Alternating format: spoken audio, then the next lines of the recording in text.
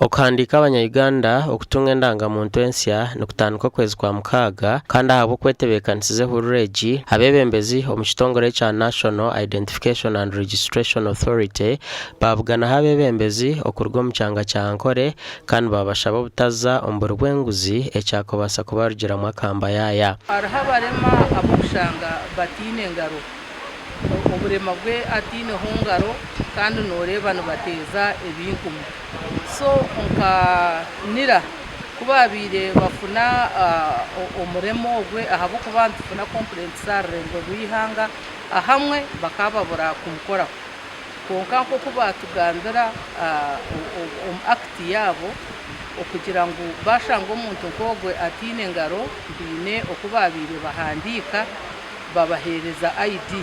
There are different challenges, especially when it comes to NIRA processes. One of the main challenges is information dissemination. Information is kutambula kushika masika zaba. Abana bamwe twakamanye even national ID bayamba ki. Omushomo ogu gwaba Las Vegas aho muri Mbarara kandi Brigadier General Stephen Kwiringira orukure byo kwehandikisa omunira yarabura abo bona abarayita abo muhururegi obutakora nshobiyona okweharo kuhenderera mu kihome.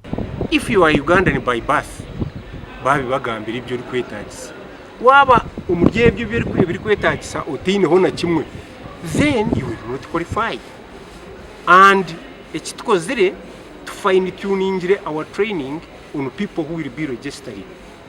Habokuba aho tukatutunga hebizibu. NIRA nabajangwa enshonga zona ezibire niziteganisa abanya-Uganda omunkora yo kwehandikisa zikozurweho. Twafunamu okwetomba ntabamwe ogamba ngo mumwe ntikererwa kubahereza endangamuntu konka ntona komanyisa ngo okukererwa obwiro bwingi nkiretwa abantu obutatuhereza ebintu bishikire ushanga ngo ebintu byo bakutuhereza umuntu nasindika omwana ihandikisa ushanga ebintu byishe nibyanyina bitarakwatagana. NIRA neza kuhandika abantu abatari mu register abantu 17.2 million people were registered kusa kubahandikisa kandi kuzakuhandikisa 15.8 million people aba indangamuntu zabo ziri kubaho.